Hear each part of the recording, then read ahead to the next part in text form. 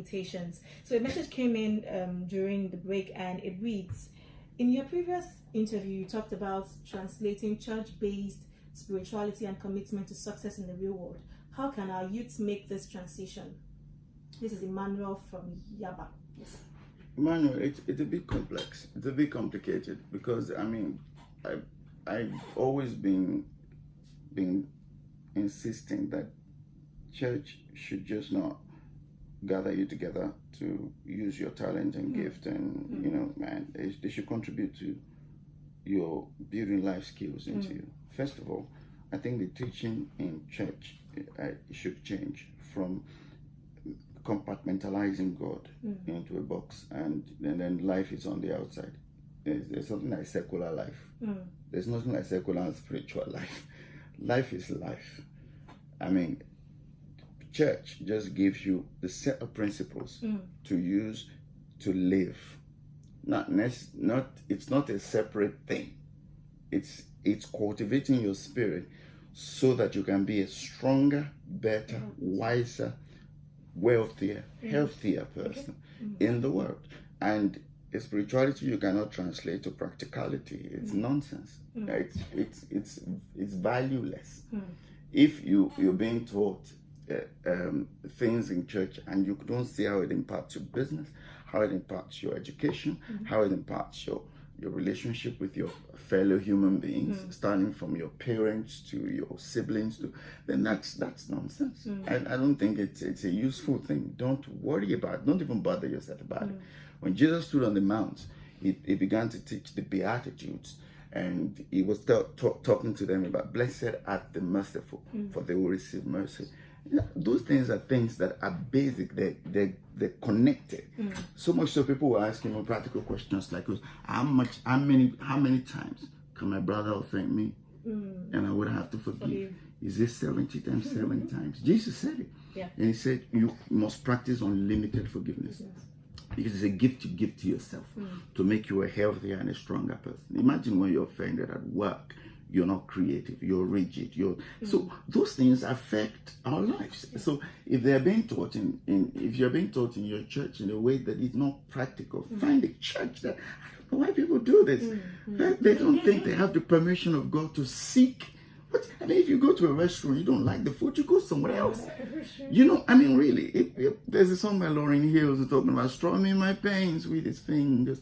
If, for instance, what you're hearing is not interpreting your life, then it's not useful to you. It is not for you.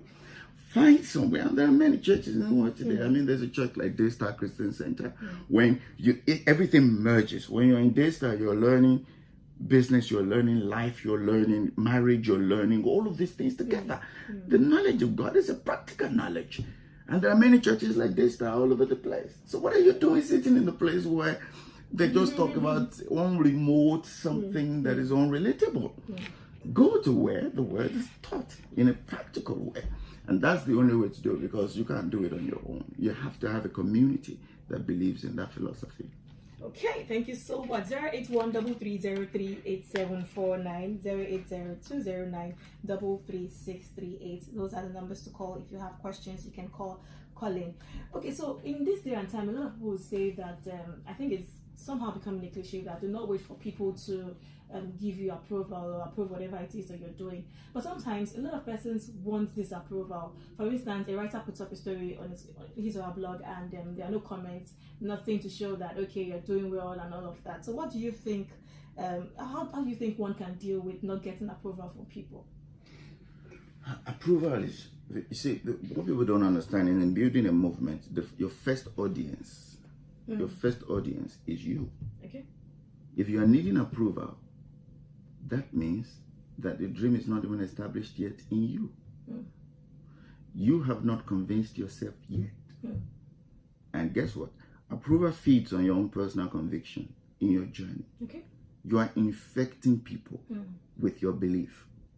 If that belief is strong enough, it will infect everybody around you. You can't be half-hearted about something and then you want to command the movement and a following. So those days when people are not paying you attention, It's because the dream has not even compelled even you yet. And if you're sitting down thinking people don't approve me, that means the dream is not yet strong in you.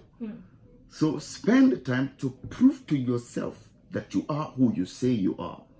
Once that is proven, when you don't need the approval anymore, that's when it starts to flood in. Because people are infected by your self-belief. You're projecting something. So if you don't, I was writing quotes on Instagram and on Facebook since 2009. Yeah, I've been following your quotes since, only God knows where, on Twitter. And the first set of quotes I wrote in 2008, 2009, nobody cared for them. 2010, nobody was caring. It was until 2013 that people started noticing the consistency. Because I did not go there. I believed in what I was saying. I still believe in what I'm saying. So you see, you have to believe in yourself. And you have to, if you believe in yourself, you won't quit. You believe in yourself, that's what you need to build first. And when you build it, it keeps growing over a period of time. After a while, it will be too hard for you. Now I get 100 retweets, 200 retweets on the quotes I put up. It didn't start that way. 9-10 years ago, nobody knew who I was. But guess what? I did it every single day. Every single day. Were there days when I looked at it, I'd be like, oh, this is pathetic. Nobody cares about what you're doing. Yes, there were days I felt like that. But guess what? The belief was too strong in me. I believed in what I knew. What I was peddling was true.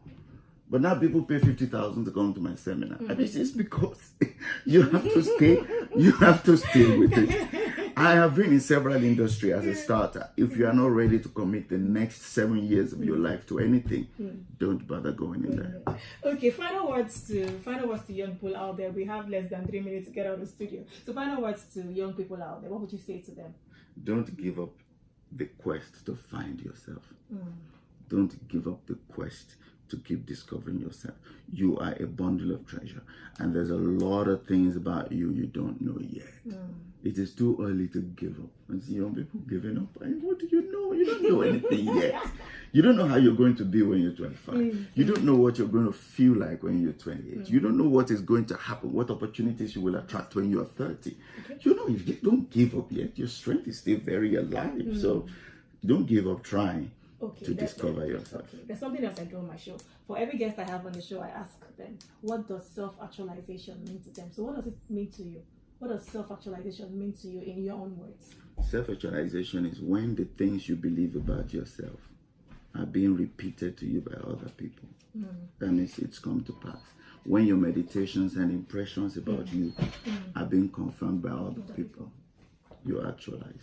Oh, thank you so much for coming on today's interview. I had an amazing time. And my phone is buzzing. I'm getting messages, but I can't take any messages right now. So thank you so much for coming on the show. I had a good time. And I'm sure that my listeners picked up something or two, a couple of things from today's interview. And you know what? As he said, do not stop discovering yourself. Keep discovering yourself. And also believe in your dream first. Then other people will see that belief in you and will act as well. So thank you so much. And on that note, I say a big shout out to the Young and Cerebral team and Team Like FM. I will join you same time, same station next Saturday with another exciting edition of Dream City. Remember, it is never too late to dream, and when you dream, put action to it. Have a great weekend.